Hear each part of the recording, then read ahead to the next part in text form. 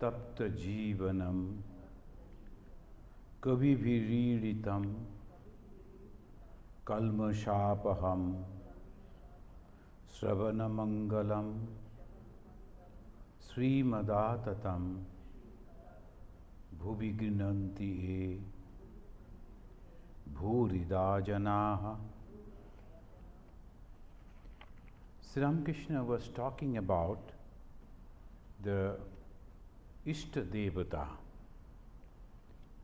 and that is the wonderful culture that the Indians are having, the Hindus are having, and that is the reason there is no conflict. You should undoubtedly bow before all views, but there is a thing called unswerving devotion to one ideal. That is called Ista Nishtha, Ista Devata, Ista Bhakti, etc.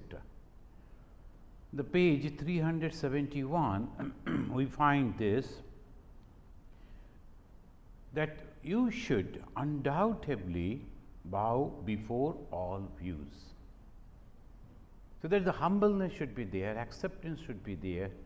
It's not only toleration, it is acceptance, as Swami Vivekananda is mentioning. I tolerate the others' god or goddesses or philosophy or paths. There is a different thing. Not only toleration, it is acceptance. Why acceptance? Because I believe that through the way that I am going, if that is true, I am with faith I am moving. I am not sure. I have heard it from my guru, from my master. I have read it in the scripture. I have understood it in my own way, and I believe that if I go through this, I am going to reach to the highest goal. This is my faith, my belief, my understanding, my effort. If it is so, it is the same thing with the others. Why should I not accept? That is a very important question. The moment I say others' gods are not true gods, does it mean that you have already realized God? Does it mean that you have already visualized the truth, realized the truth? Does it mean that you know that there cannot be any other path except mine? So this is the important thing. So if we, without knowing this thing, without understanding this, if we say like this, that is blasphemy. That is blasphemous, because without knowing the truth, when I talk about truth, when I say this is the truth, not only that I force others to understand, that is very, very wrong. Particularly in the path of religion, one must be and should be the broad-minded. This is, you should undoubtedly bow before all views. You should, Sri Ramakrishna is telling, you must bow before all views. But there is a thing called unswerving devotion to one ideal. So this is so clear. True, you should salute everyone, but you must love one ideal with your whole soul. That is unswerving devotion. Then he gives the example of Hanumana, gopis, etc. Here this Ista Nishtha, Ista, that Sanskrit word, Ista means the desired, and the cherished one, desired one or cherished one. Devata means divine being. Nishtha means that faith. So that cherished or desired, that God, the cherished divinity is called Ista Devata. Adi Shankaracharya, though he was an Advaitin, he popularized among the orthodox Brahmin 5-form worship: Ganesha, Vishnu, Shiva, Devi and Surya, mainly to unify the Hindus. There were Hindu sects were there, and look at this, the Shankaracharya, he is just working like the avatar. He came to unify. He saw that one person is worshipping Ganesha and he thinks Ganesha is the best and no one else. So these orthodox Hindus, he unified how? Yes, your Ganesha is all right for you. But the other one who is worshipping the sun, the Surya, that is also all right, that is also true. So Devi, Shakti, they are also true for them. So that way, that's called Ista Bhakti, Ista Nishtha, that devotion to one ideal, that will take to the same goal where you are thinking will reach following your goal, your God. So that is Ganesha, Vishnu, Shiva, Devi and Surya. These are the 5 major gods and goddesses that people used to worship. He unified. So that is the reason if you go to Hindu temple in America, if you look at them, all these gods and goddesses are present. And all are happy. Those who are the worshipper of the Ganesha, they go and bow down before the Ganesha, and also they go and bow down before other gods and goddesses. So this is what the Hindu tradition, Hindu way, that's constantly teaching, be on your own path, but at the same time be respectful with others.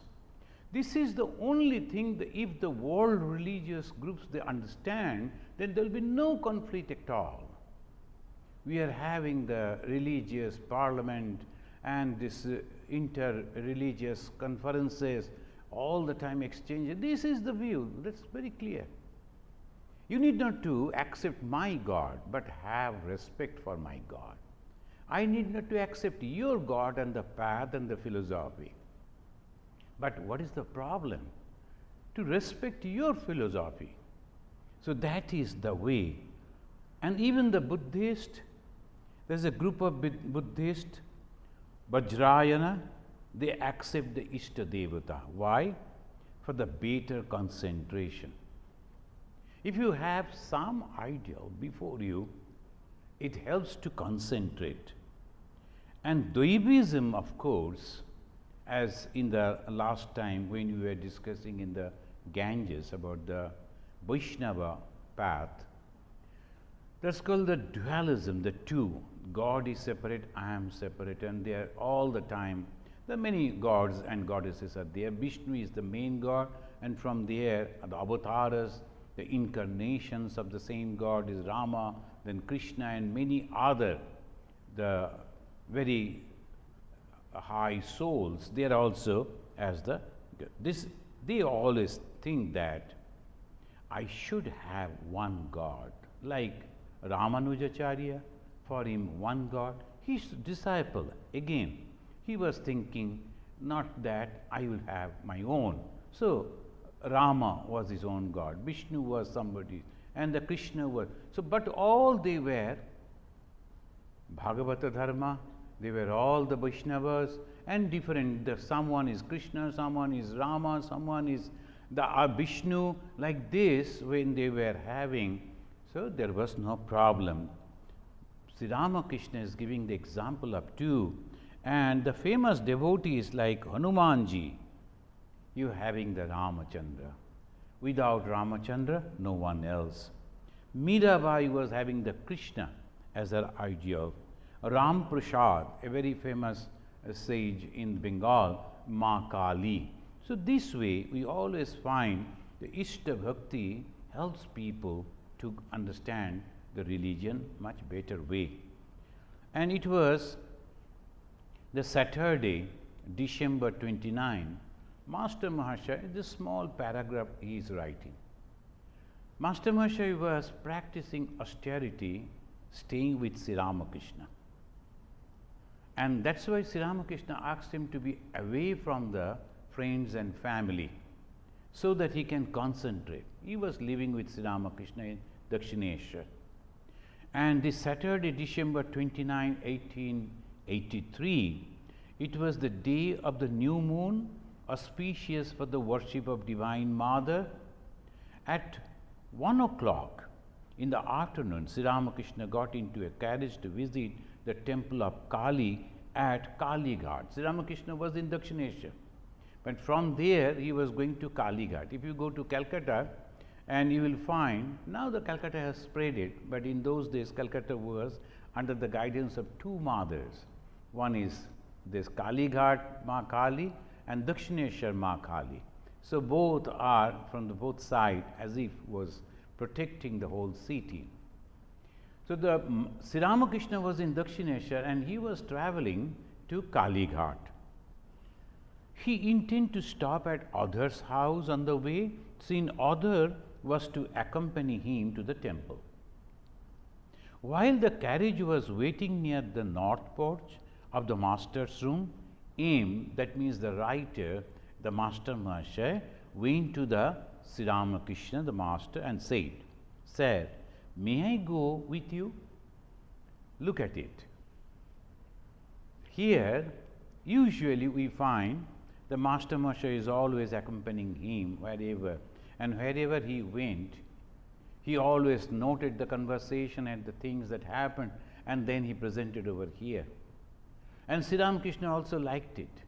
So obviously Sri Ramakrishna had an idea that whatever the conversation that he is having, if it is recorded, published afterwards, that will be beneficial for the devotees in future, as we are now reading and getting a wonderful idea of spirituality.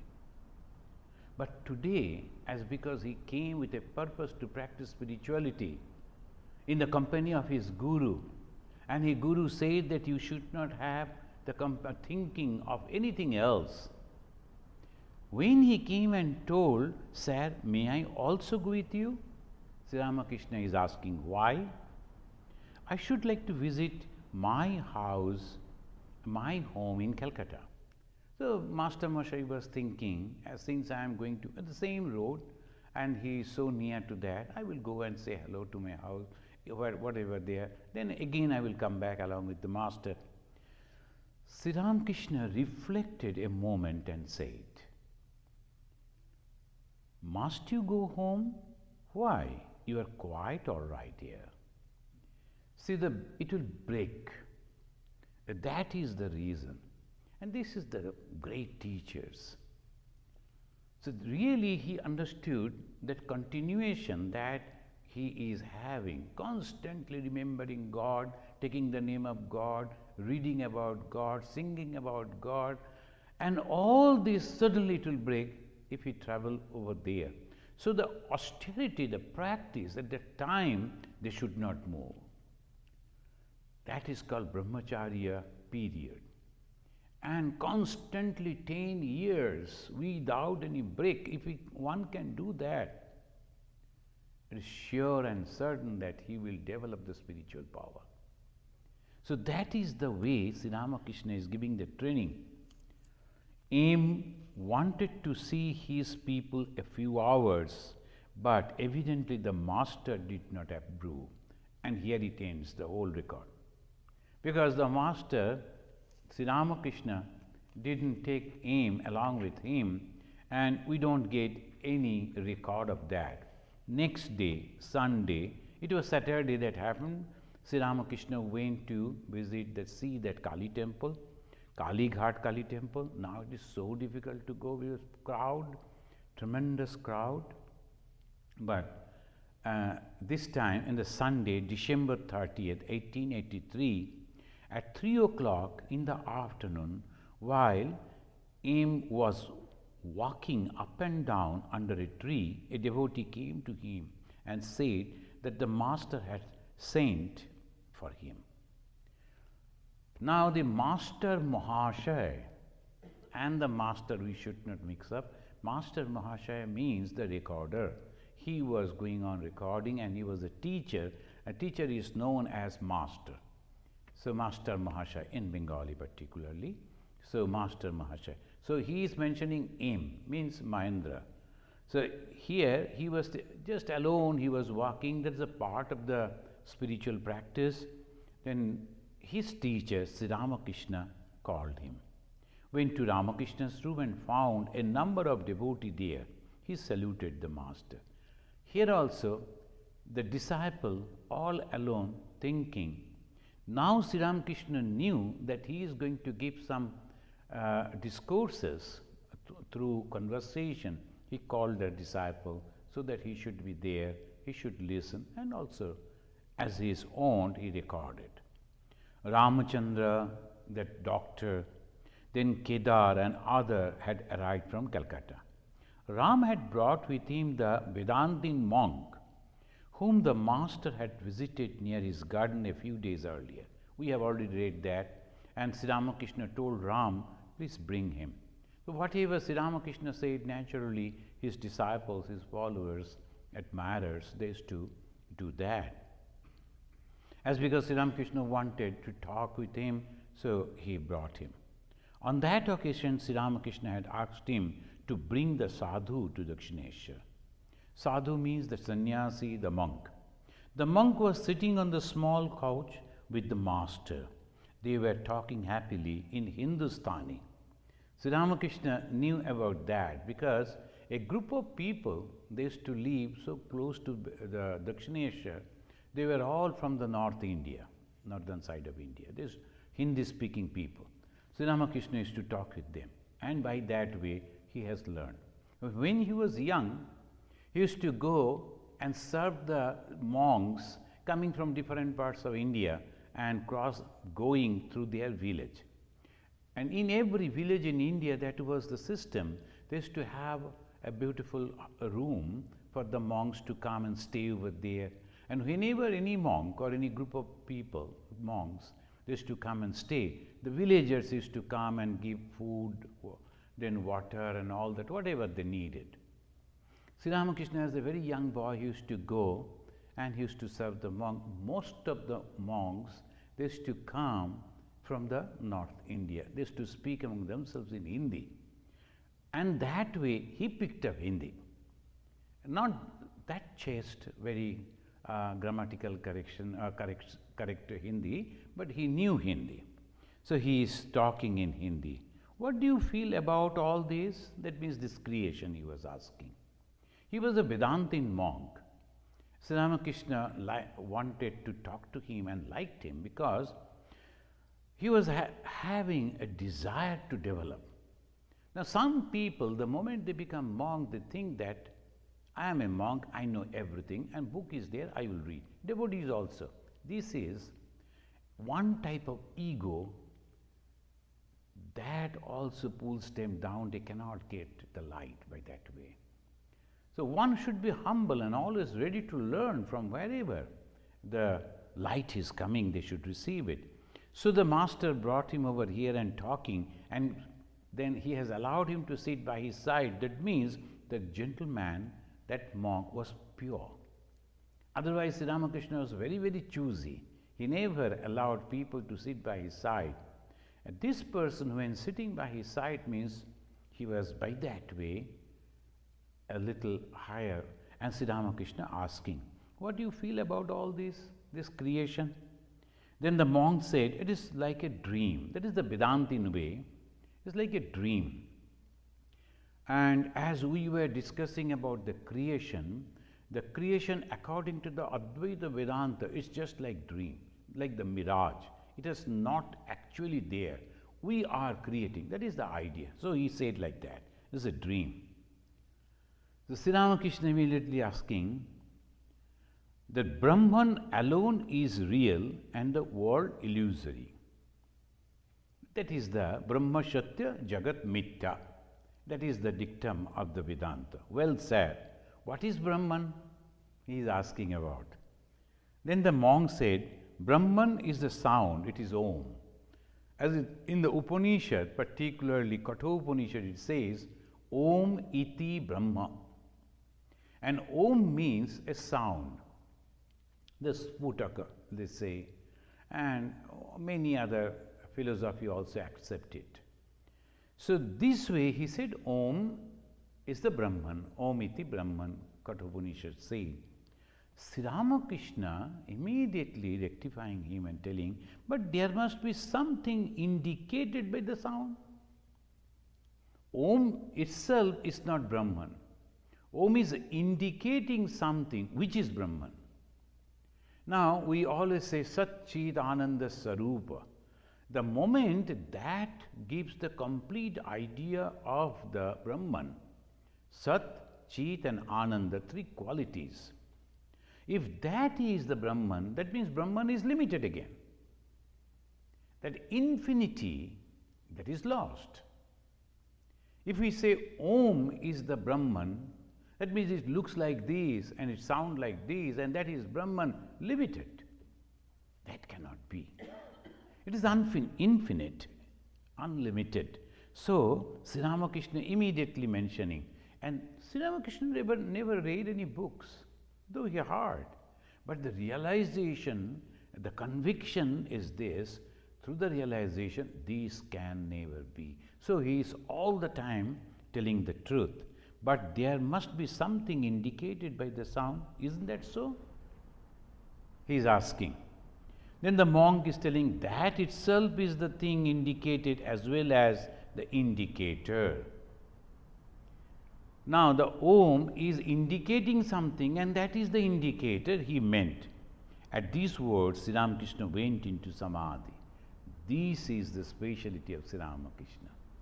He never argued, but through his life, he taught people.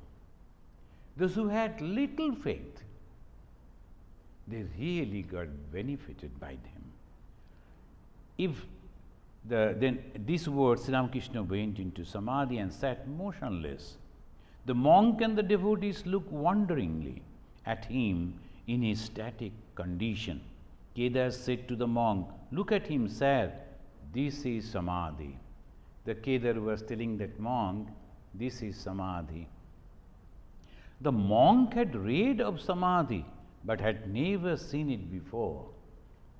After a few minutes, the master began gradually to come down to the normal plane of consciousness. He said to the Divine Mother, immediately he is coming down and he is talking to the Divine Mother, "Mother, I want to be normal. Please don't make me unconscious. I should like to talk to the sadhu about Satchidananda.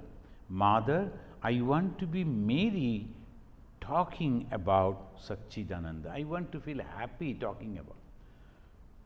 This is a wonderful personality, unexplainable.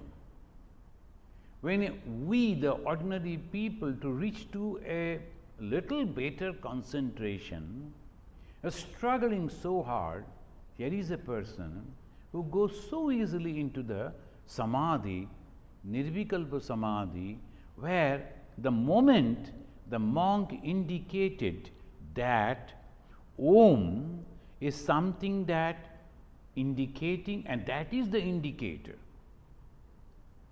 Immediately into that Satchidananda Sarupa, or the source that is Brahman, immediately mind goes to that. And it is so difficult to bring down the mind. And Sri Ramakrishna is praying to the divine power, Ma Kali, to bring his mind down. The monk was amazed to see the master's condition and to hear these words. Sri Ramakrishna said to him, "Please do away with your I am he. Don't talk that I am he. Let us now keep I and thou to enjoy the fun.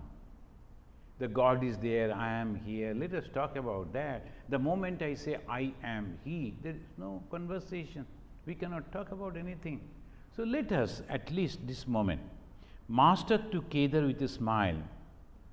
"What did you think about the sadhu?" Then they were walking. The sadhu was still there. The Sri Ramakrishna came out and he was asking Kedar. Kedar was a devotee, a householder devotee, and a matured person. So Sri Ramakrishna sometimes used to ask him his opinion. And Kedar, it is all dry knowledge he is telling about, because they are observing Sri Ramakrishna for a long time. When they saw comparing with the monk, he is telling, it is all dry knowledge. The pot has just been put on the fire, but as yet there is no rice in it. He is indicating that the cooking. So it is pot only, it is on the fire, maybe the water is there, but the original thing, the rice has not been given, so no cooking. Master, then he is telling, that may be true, but he has renounced everything. This is the important thing. He has renounced everything means unless and until he is having some conviction, it is very, very difficult to give away these worldly things. So, he who has renounced the world has already made great progress. That is Sri Ramakrishna. He is asking the devotee, developing the a respect for the monks, whether he has realized God or not, it doesn't matter. But he has at least renounced the world. That is a great thing. The desire to enjoy these worldly things, from there they have gone out. Sri Ramakrishna indicating to that. The sadhu belongs to the stage of the beginner. Pravartaka, they call in Sanskrit Pravartaka. They have started. No matter, no problem. Because at least he has started. He has renounced the world. That is the great thing. In my mother's, Ma Sharada Devi's life, we find that one lady, she was walking, you know that Indian lady, they wear the sari and the last part of the sari, that's called anchal. So that was moving, and one brahmachari was sitting on the edge of that veranda, and that touched the brahmachari. I mean, she never cared about it and never paid any respect to the brahmachari.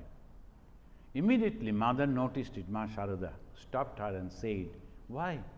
You are not paying any respect because that brahmachari is sitting over there. You should be careful about your clothings. You should tie it and then go. Why you are walking like that? Oh, he is a brahmachari only. Then immediately mother said, even the baby snakes are also snakes. That means she meant that they will be, someday will become the monks. So learn to respect them. They are renouncers. That is the great thing. The renouncement, all these things that is constantly dragging us, luring us, binding us, and it is so difficult to go away with it.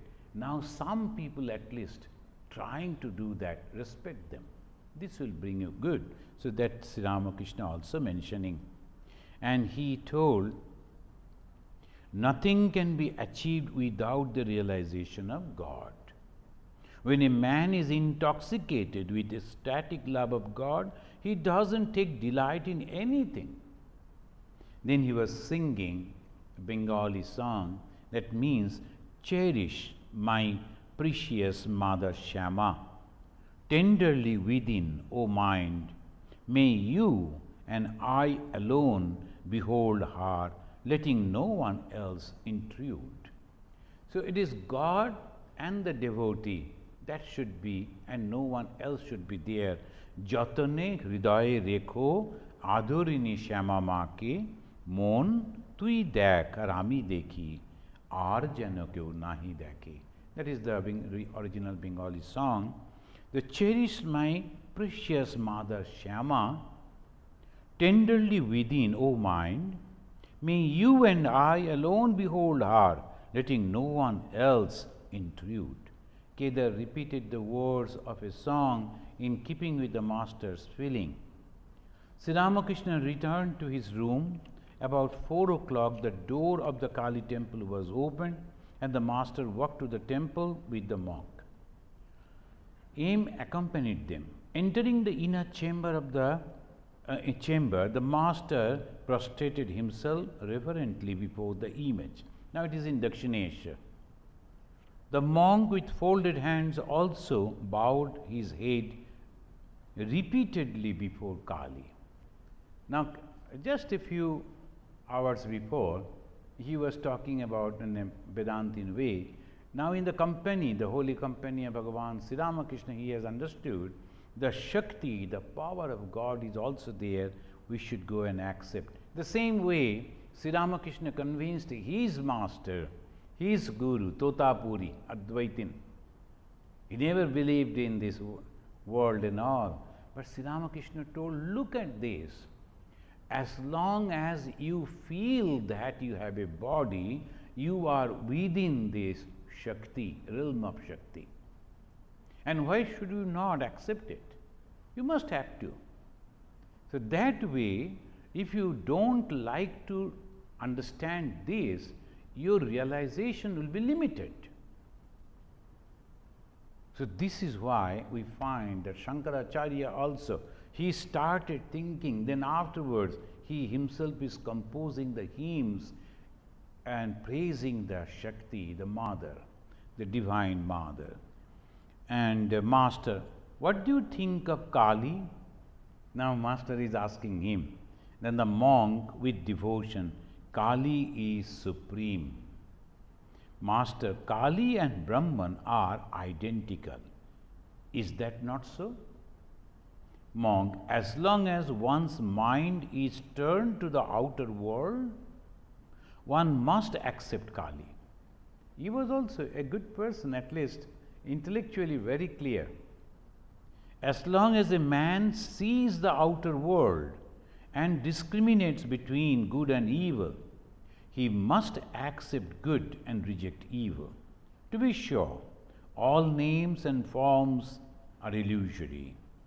But as long as the mind sees the outer world, the aspirant must give up Oman. The ideas of good and evil are applied to one who is still a student on the path. Otherwise, he will stray from the path of righteousness. Thus, conversing, Master and the monk returned from the temple. Master to him, did you notice the sadhu bowed before Kali? And he was very happy. This man is making the progress, accepting the both. And him, yes sir. Now next, another Dikam. It is Monday, December 31st, 1883. At 4 o'clock in the afternoon, the Master was sitting in his room with Aim, Rakha, Latu, Harish and other devotees. If we notice, most of the time at 4 o'clock, Master is ready to meet the devotees. In Belur also, the same timing they are maintaining. Though apparently it is an image, but we believe that Lord Sri Ramakrishna, Master Sri Ramakrishna, he is present over there. Whatever was his daily routine, that we all follow. After the noon food, he is taking little rest, then getting up and taking little the water and all those things, getting fresh, and after that he is coming and sitting to meet the devotees. Then the doors is open and the devotees all come, at least as if the Master is talking with them, meeting them, etc. So here also we find in the when the Master Mahashaya, he is noting at 4 o'clock Sri Ramakrishna is ready and the devotees are also coming, and addressing Aim and Balaram, the Master said, Halodhari followed the path of knowledge. Now why he is explaining again and again? He himself was the Advaitin, Sri Ramakrishna. Within himself he was pure and pure Advaitin. But for the daily practices, daily life, it was necessary to understand this. There are two things are there. So he said in this way, Halodhari followed the path of knowledge. Day and night he used to study the Upanishads, the Adhyatma Ramayana and similar books on Vedanta. The Vedanta has its main books. There's Adhyatma Ramayana is one of the very famous book in Vedanta, and also the Upanishads, etc. He would turn up his nose at the mention of the form of God. Halodhari, he never liked the form of God. He said God is formless. So Sri Ramakrishna is how he used to behave. The moment you mention about the form of God, Halodhari is to make his mind, make his face in such a way as if body language is to tell, I am not liking it. Once I ate from the lip plates of the beggars. The Sri Ramakrishna, he was a Brahmin. And in those days, in the society, even today, a higher caste, that is the Brahmin, they will never touch the lower caste people. And think about the beggars that have come, they are eating. Sri Ramakrishna went and touched their food and took something from there to eat, to break his ego. So see, that I am also the same with them. They are also human beings, they are also having the divinity, though not manifested, covered. But I am the same. So that Holadari said to me, how you will be able to marry your children? So that is the higher caste.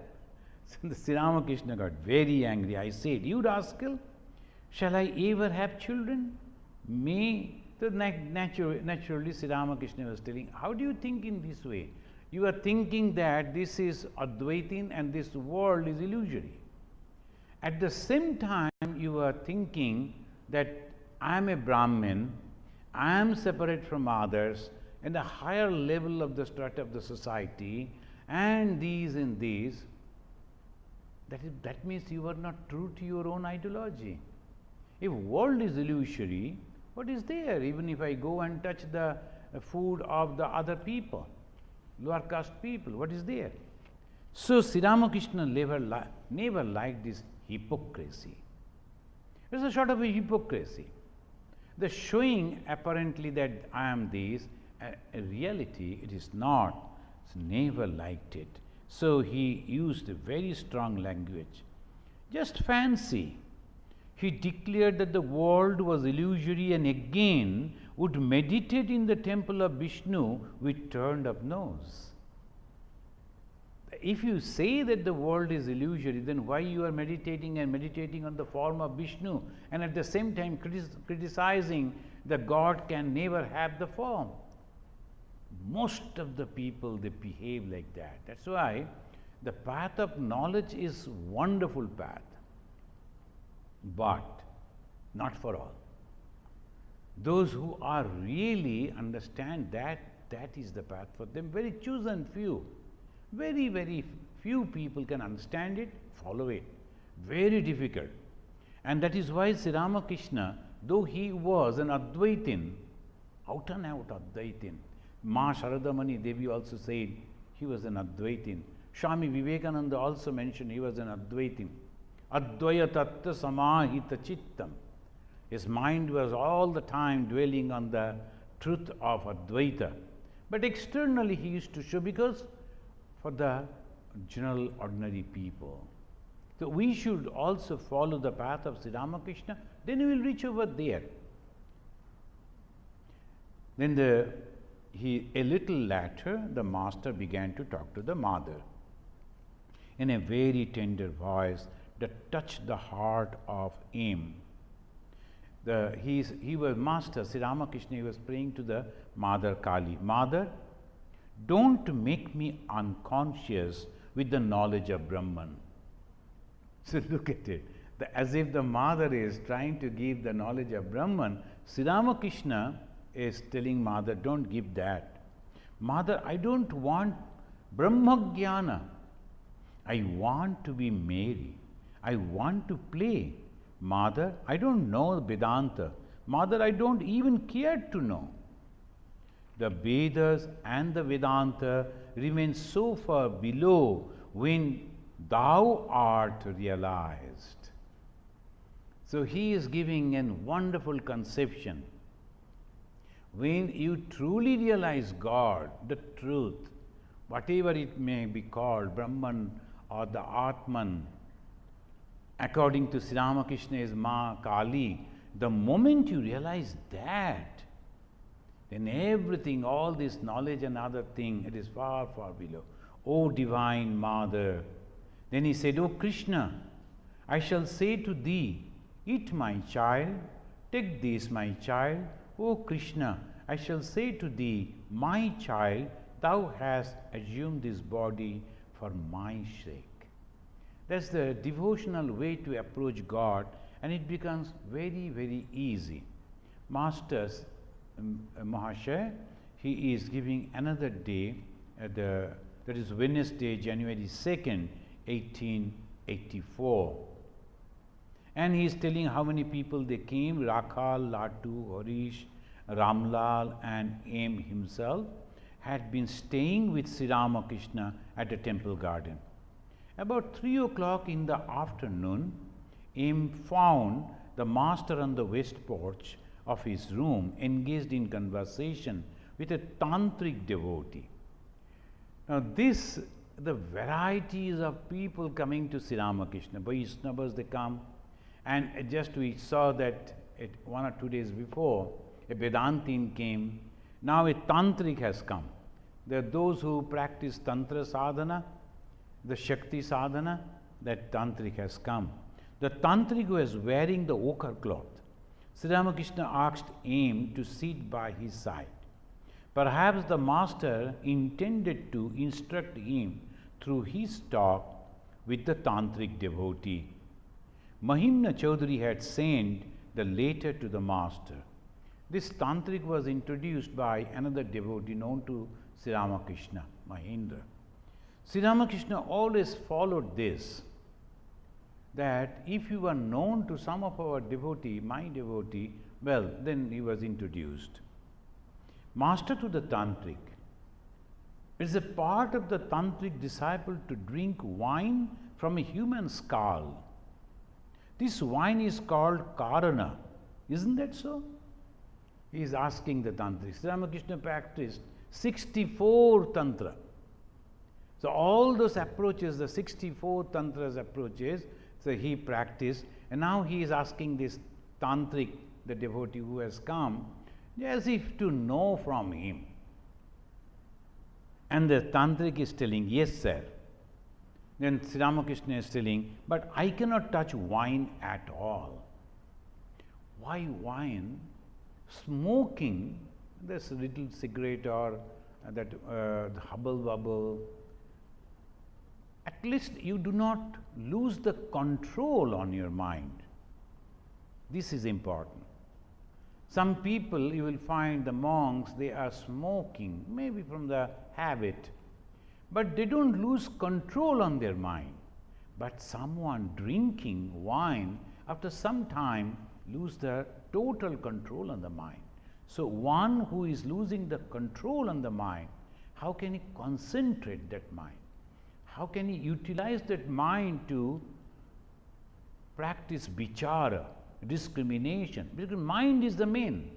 If that gone completely out of your hand, and that is the reason one should not drink if they want to, one trying to reach God or realize God, then it says like this, I cannot touch wine at all. Tantric, you have spontaneous divine bliss. One who enjoys that bliss wants nothing else. Tantric had his home tux. He knew where he is coming. Say about the Ramakrishna he is telling, Master, I don't care for japa and austerity, but I have constant remembrance and consciousness of God. The wonderful indication. If you are constantly repeating the name of God, you don't want anything else. So I have to sit for japa and meditation, and then I have to practice austerity. Nothing is necessary if you are constantly going on repeating the name of God that you have received from your Guru, because whole mind will be constantly conscious about the presence of God. Tell me, when they speak of 6 centers, what do they mean? He is asking that Tantric. Tantric, these are like different holy places. Sri Ramakrishna knew it very well. But why he is asking? To know how far these people they know. And whenever there will be any little mistake, immediately, with a very soft and kind way, a fatherly way, he rectifies them. These are like different holy places. In each of the centers dwell Shiva and Shakti. Master listened silently to the conversation, looking at him. The master asked, the aim was listening, both the conversation that is going on.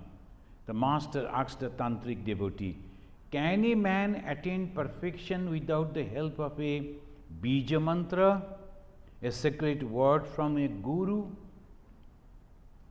He is inquiring from that. Tantric says, yes, he can, if he has faith. Faith in the words of the guru. Now, faith in the words of the guru, but maybe that he is not having a mantra, a particular mantra. It's called bija mantra. Bija means the seed. The mantra that one has received from the guru, that's called bija mantra. Bij means the seed. And that mantra, the word, when you are constantly remembering manana, constant remembering and thinking on that, then that from the seed comes out the sprout of spirituality, and that slowly it grows. So that he is asking. The moment he said faith, Sri Ramakrishna turned to his disciple, him who was sitting, and he looked at him with a meaningfully, so that look at it, what word he said, and he repeated, faith. Master to Jayagopal, one should not harbor malice towards any person or any opinion. This is spirituality. The most of the time we do not understand. We have taken the garb of the Hinduism and Hindu main Hindu hu, garb se bolo Hindu hu, and then we are going to fight with others. They cannot be monks. They cannot be spiritual people. They are social people, no problem. They have a society, they have a faith, and they want to be united to save their own class of people. That is all right for them. But the moment you declare that you are a monk, you have left your own people, your hearth and home. How can you be again, once again, can go to the narrowness? This is Sri Ramakrishna. He is telling one should not harbor malice towards any person or any opinion. This is very important. The believers in the formless God and the worshippers of God with form are all, without exception, going towards God alone. So that's why I always say, whoever comes near me to listen to about the spirituality, read gospel. If you read gospel, at least 2 pages daily, mark it and go. Take the little note carefully. Then again you will understand, after you have finished, you have a very clear idea about the spirituality, religion and spirituality. Then from the your standpoint, so I am a social worker, I am a political leader, I am a man of the society, I have this stand, no problem.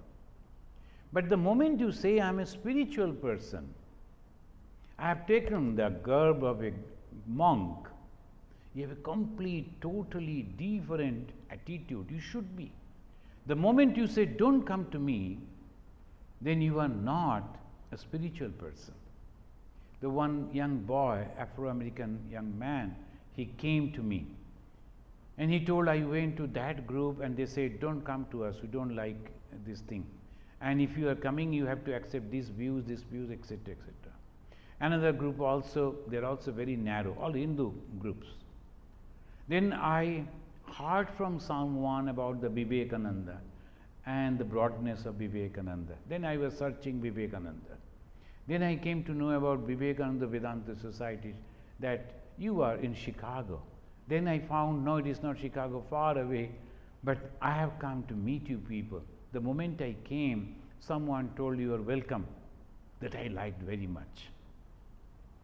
So those who are associated with this center organization, you must be very, very careful. Whoever comes, the new phase, please say welcome. and be very, very polite. They do not understand the Swami, they do not understand the philosophy, but they understand the behavior of the members of the society.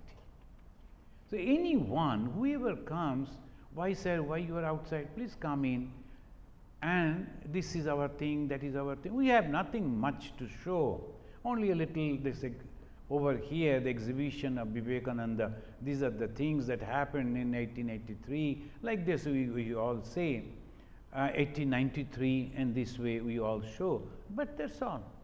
But they are happy. He sat over there, he gave his email address, he took my card, and he was so happy and telling, I can feel that this is second home for me. I am free.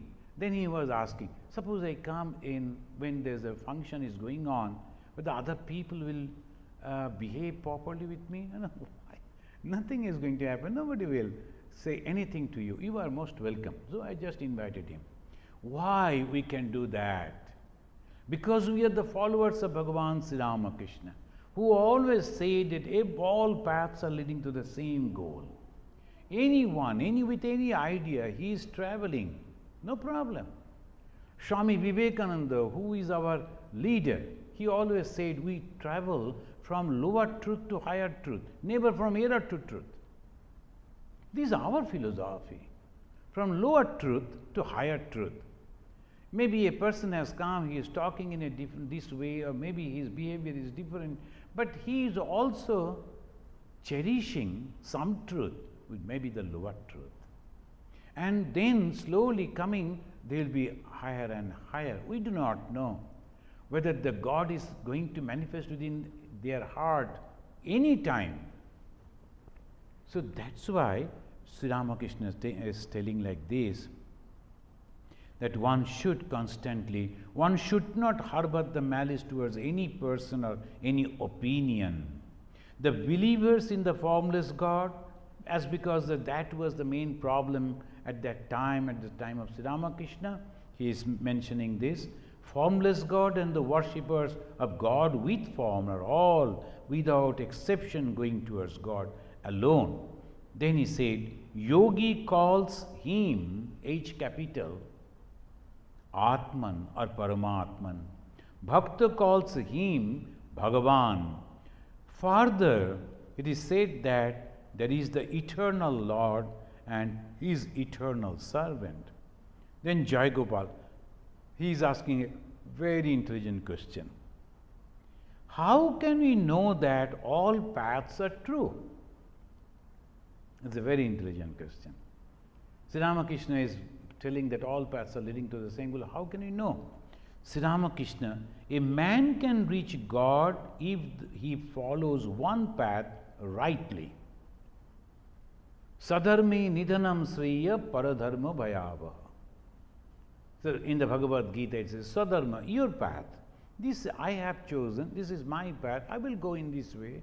That is why he said, you will surely reach rightly if you follow. Then he can learn about all the other paths. The moment you are successful, the path that you are following, then there will be no doubt.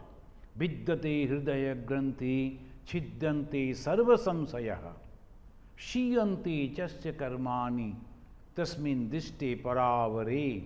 In the Upanishad it says, the moment you are realizing that truth, all the bondages will be cut asunder and there will remain no doubt about it.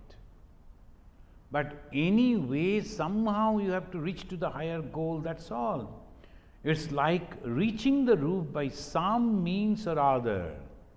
When you are on the top of the house, then one is able to climb down by any path he likes. Maybe the wooden steps or the stone stairs, maybe through a bamboo pole or even through a rope. He can come down, he can know what is the roof. Go to the roof first. That is Bhagavan Sri Ramakrishna. The unique way he always taught us, and that makes the Ramakrishna followers broad-minded and happy with any situation. They're friendly with all types of people. Thank you very much.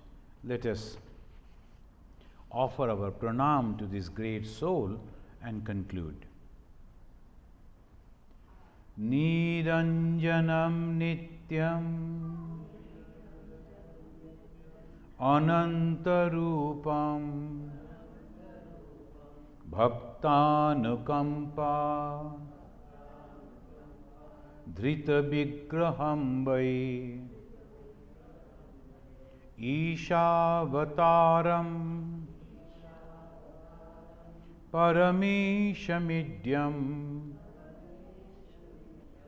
Tam Ramakrishnam Shirasa Namamaha. Om Shanti Shanti Shanti Hari Om Tat Sat Sri Ramakrishna Arpanamastu.